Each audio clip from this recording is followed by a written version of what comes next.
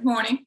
Today is May 11th, 2022. My name is Terry Weber Mangos, and I'm here to interview Bill George on behalf of the Gloucester400 Stories Project. Bill George is the 91-year-old son of the original owners of George's Restaurant. In case you didn't know, George's Restaurant is a very popular restaurant in Gloucester. It's been open since 1921, and in 2021, it actually changed ownership to a new family. George is here to share his recollections of his own family, their experience being Lebanese American in Gloucester in the early 1900s, as well as his memories of George's Restaurant from the early days. George's parents, Joseph and Hassnie, came here from Lebanon in 1911. They first went to Pennsylvania, then they settled in Onset, Massachusetts, and they finally arrived in Gloucester around 1916. In 1921, they opened George's Restaurant, but actually when it first opened, it was a corner market. In 1950s, it began serving food, and that's when it really took off and became a popular gathering spot for local politicians to debate ideas, for just locals to come enjoy a huge breakfast. And when you walked in the door, you were sure to see some of Gloucester's most colorful and interesting characters inside enjoying themselves. Along with Bill George, we have here today Dean Sala, who is Bill George's nephew. Dean also owned and managed George's Restaurant from about 2002 until 2021 when he retired. There's much to say about the George family that really can't be covered in one interview. So if you want to learn more about the George family, you can visit the Gloucester400 Plus website, which is www.Gloucester400ma.org, to learn more about the George family and to see photos and a written story as well. So let's get this interview started. Good morning. Today is May 11th, 2022. My name is Terry Weber Mangos. I am here today on behalf of the Gloucester400 to interview Bill George. Bill George is an original member of the George family. His parents owned George's Restaurant when it first opened in 1921.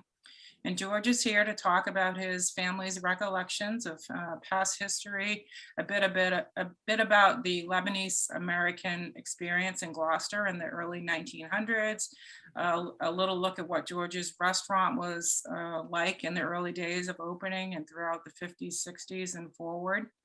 We also have Dean Sala here, who is Bill's nephew. And he was also an owner, and George's Restaurant has experiences as well there. He's here to be part of this interview.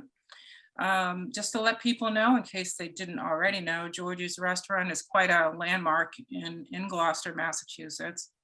Not only it opened as a corner market, but then it became a restaurant in the 1950s. It became a local hotspot for people to go and meet with friends, talk about politics. Sometimes you'd walk in and see some of Gloucester's most colorful and interesting characters there, sometimes being very loud about their opinions, etc. So I know there's a lot of great stories there. So why don't we get started? Bill, did your parents ever discuss what it was like to come to America as from Lebanon, and what it was like for them in their early experiences here? Well, according to them, the trip was a very crowded ship that they came to. They originally went to my father's sister, who was in Philadelphia at the time. I believe they acted as the sponsor for my parents. Mm-hmm. And then they had a brief stop in Onset, Massachusetts, on their way to Gloucester, where they had many friends and I think some distant relatives, and that they decided to put their roots down in Gloucester at the time. And that's basically their story of as far as getting to Gloucester.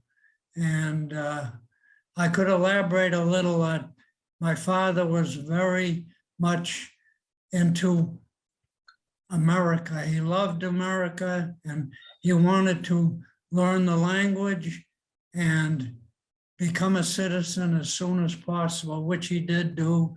He and my mother both spoke very fluent English after a couple of years, I'm told. I wasn't born yet, but I get a lot of stories. And I believe that's it. And that led them up to the ownership of Gloucester's market, George's market, sorry. Okay, do you recall how old they were when they first came over here? I believe, I know for sure that my mother was 17 and I believe my father was 20. Okay, okay.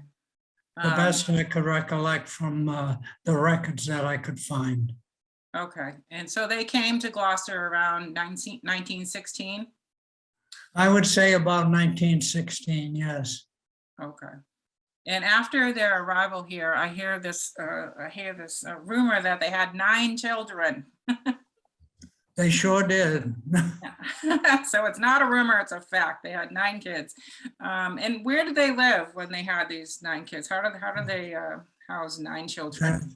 There was a house attached to the market that sat just above the market, and that housed the nine children and parents. We had 5 bedrooms, 4 on the second floor, and a room on the first floor was converted to a bedroom. And the 5 bedrooms accommodated the family pretty well. There was never a problem. I remember as a toddler, I was sleeping with a brother and probably a couple of times with my sisters. And but it was a very convenient and happy household.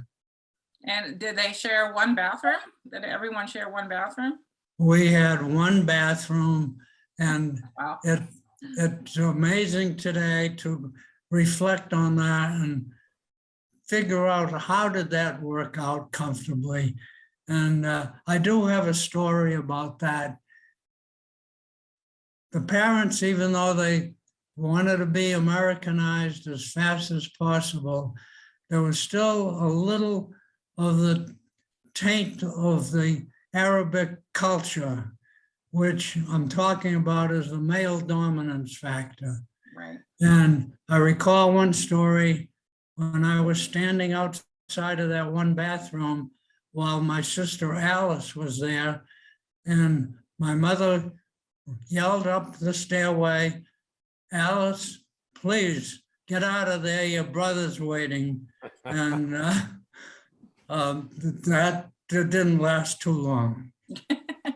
There was probably always somebody waiting for the bathroom, I would imagine. Just about, yes.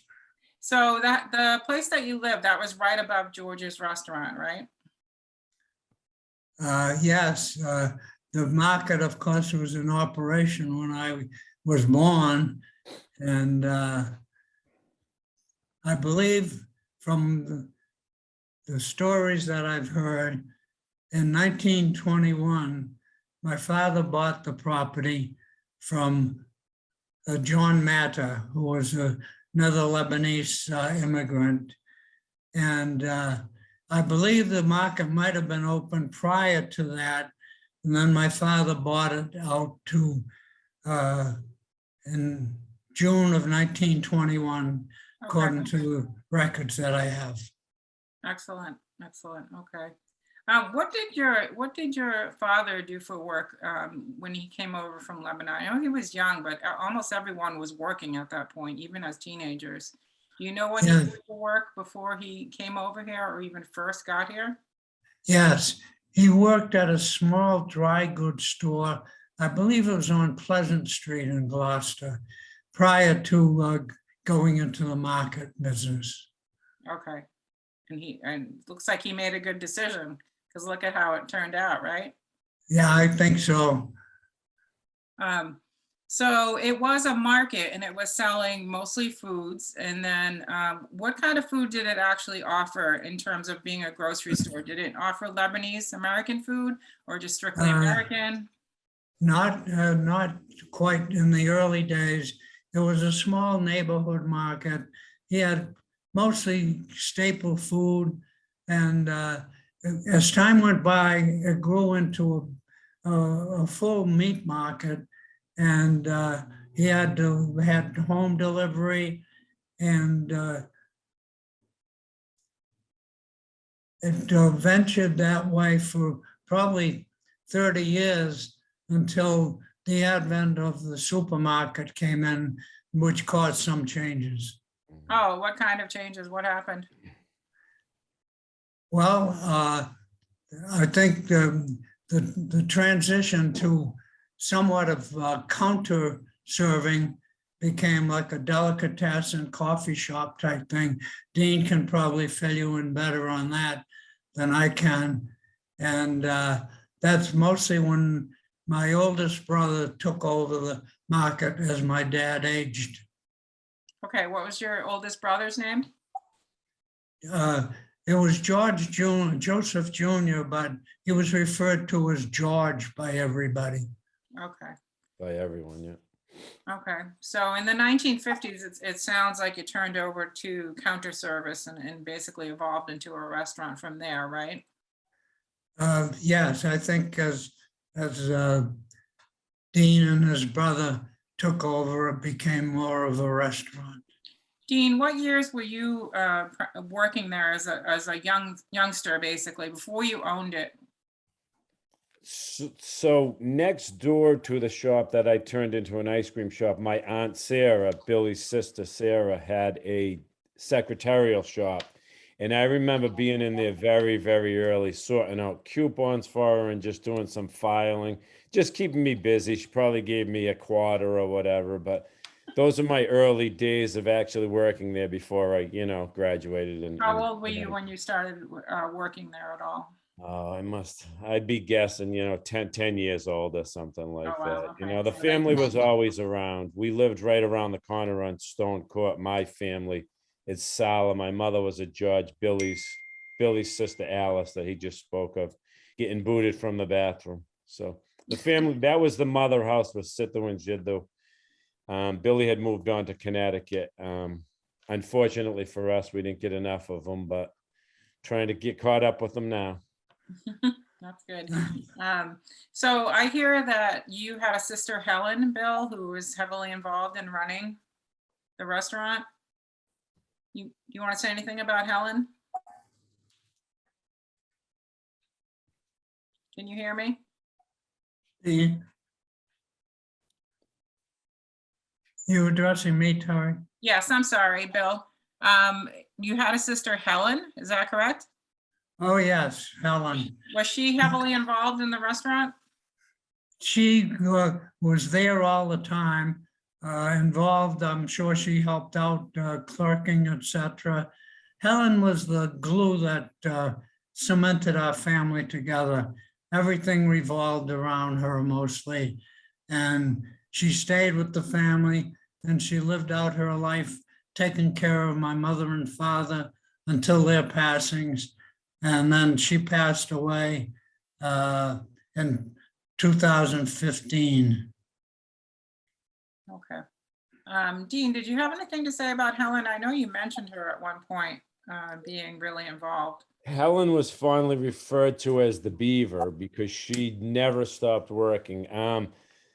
I don't remember enough about the early days when George Jr. had it. Again, everybody knew him as George. He was very well known around the city. George would leave, from the stories I hear, and Helen would be left with 35 guys trying to eat, city workers and politicians. It was really a bustling place in those days. A lot of city politics. But Helen was referred to as the Beaver because she was the workhorse. She would just go between doing dishes and cooking and serving people and cashing them out. Helen was instrumental in that business, from what I hear. And even up through the days of my brother Eddie, she was very involved in even doing dishes with Sarah and Helen, the two sisters that were living in the neighborhood. Were great, even with me, even at their extended ages. They were in there doing dishes when they could and just helping out, and loved being around. So it was really a family affair. It was very special. Right. It sounds like she did it all. Helen was good. She was the beaver. They called her the beaver for a reason. Bill, so you went off to the military at some point. But before you went into the military, did you actually have a regular job in the market? No, I was a youngster. I would say age 10 to when I left at 18. I was a clerk, and when I had my driver's license, I would do the home deliveries for those couple of years. And yes, I did. I would bag potatoes and stock shelves and do a lot of the menial work. Well, someone has to do all that to keep it running, right? Yes. I've heard from both of you at some point about various people that have come into George's, whether it was the market or whether it was the restaurant, including some famous people. Do either of you want to talk about when the movie The Love Letter had a scene filmed in there? I would believe it was Tom Selleck who was in that movie, right, Dean? Yep. Were either of you present? I don't remember too much about it. I'll just chime in. My brother Eddie was running it at the time. I was working in the supermarket industry, and I really was away from home a lot because I was traveling a bit. So I don't remember too much about it. I do know they did do a scene. It's really a quick blurb. I watched it, that part of the movie, and it was Tom Selleck. I forget what the co-star's name was. I think it was Kate something, but I'm Kate not sure. Capshaw Kate There you Capshaw, yeah. and Ellen DeGeneres was in there. Awesome. Bill, so were you there when they filmed? No, I just heard about it after it happened. All right. What about any other famous people who may have come in through the doors? There is a story that Senator Ted Kennedy stopped in on one of his campaign tours. I can't verify that though. Okay, he probably did. He was pretty much everywhere, right? Dean, what about you? Do you know of any famous people that came in through the doors? Governor Baker, while I can only speak on when I had her, Governor Baker was in a few times. He used to vacation in Gloucester. I don't think he had a summer home, but I think he rented a summer home here in Gloucester. And he came in a few times, and I really, I'm the type of person that doesn't want to, bother you. He was on vacation, but quick story, everyone was like, you got to go out and say hi to me. And I didn't want to bother him. He was with his wife and he was eating his breakfast. He made a point of coming into the kitchen and saying hi to everybody. So I gained a lot of respect for that. During my tenure, Bruce Tarr, who is what is Bruce State? He's a junior senator for Massachusetts. Right. He was pretty much a regular, especially on Sunday mornings. He'd get, and he would always kind of light up the crowd. Bruce is quick on his feet, and he could capture the crowd. So Bruce Tarr was a pretty regular for me. As far as famous, I don't know. Bill could speak maybe more on Fred Kairou's. Well, according to the stories that I heard about the local politicians, they would meet their mornings for breakfast, and they would have their little spats and minor discussions. I don't think any municipal work was done. I think the major topic of the day was probably who are we going to bet on the 6th race at Rockingham. That's great. Yeah, I've heard that also through talking to a few people about George's, that it was really quite the place to go to hear a political debate that was not planned. So, what about Gloucester regulars besides Bruce Tarr? Any people come to mind that were a regular at the counter or just a regular in the restaurant in general? Well, I remember back in the probably 40s, a story about the effect of the supermarket openings on the business. My father had a very jovial attitude about that. And I remember one story of a customer who came in and she asked how much was pork chops today. And he said 29 cents. And she said, well, the supermarket has them for 25 cents. And he suggested that she go to the market and buy them there. She said, well, they're all out of them today. My father said, well, when I'm out of them, they're only 20 cents a pound. That's But right. he also had a humane side too. I recall him quoting a price of an item to a customer, and I corrected him. I said, that's 10 cents more than you usually charge. And he hushed me and said, be quiet. Mrs. So-and-so cannot afford that 10 cents. So that gave me an insight into my father's heart. Very good. Yeah, 10 Sounds cents good, yeah. cheaper. Yeah. Excellent. So I have some questions that really weren't on the list. And like I said, don't worry about having spontaneous questions because anything you don't like is not going to be in this interview. Okay. Okay. Dean, I think you mentioned to me at one point when we were talking that you have this very early memory of being put up on the freezer or refrigerator or something like that. Can you Yeah, tell me and about that? Bill could probably help with that, but I remember being put up, but I can't picture where it would have been. Remember the old walk-in, Bill?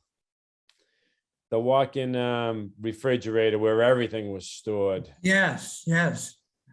But it always had a header board from what I can remember. But I wonder if in the early days there was a way, because there was nothing up there, it's dead space. But I remember being put up high on something as a toddler. And I'm saying I remember, but maybe this is coming from my mother saying, oh yeah, we used to put you up here, but I can't really picture where that would have been in the shop. I can't recall that either, unless it was just the butcher block that they put you on. I know there was a butcher block, but that walk-in refrigerator didn't have an opening where you could do that. Okay, so it was always sealed off. I remember it being sealed Oh off. yeah, it was a Maybe back totally, in the day it was. yes, it was a totally built-in refrigerator with one big door on it to walk into, but there was no extra spots on there where they could have been sitting you on unless they put you inside the refrigerator. Oh, maybe inside the doors. They had those old doors. I can't remember what my mother, God bless her, wish she was still here, but can't remember. But I remember her telling me they always used to display the kids, the great grandkids or whatever up on the, the mantles or something. But I bet the customers love that, just seeing these little toddlers everywhere. Absolutely. Right. It was always a family place, always family around, Dean, do you have a favorite memory other than that that you wanted to share from the time of your ownership? So many, it's really hard to say. Yeah, it's probably hard to choose because you were there so many years. Yeah, but just making so many acquaintances around town and really helping the community. It was a special place. George's is, I think if you stopped, I know when I go on vacation I'll stop at a gas station and I'll go in and I'll talk to the clerk and where's the best place to go for breakfast, the kind of. And I think George's was always renowned to be the one that they would say, you got to try George's, you got to try George's. Absolutely. There were basically 4 different eras. My grandfather, which Bill is giving you a good history of, and then his son George, and then my brother Eddie, and then myself. So there were kind of four distinct eras of ownership, and all a little bit different for sure, but you know, Right. all a fabric of the city for sure.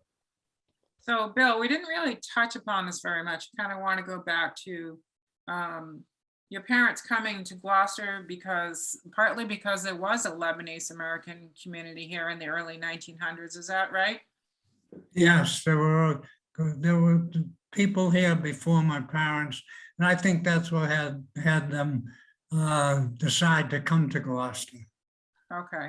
And did they ever talk about, people's parents are all different. Some people will never discuss what it was like coming to America or the hardships that they faced.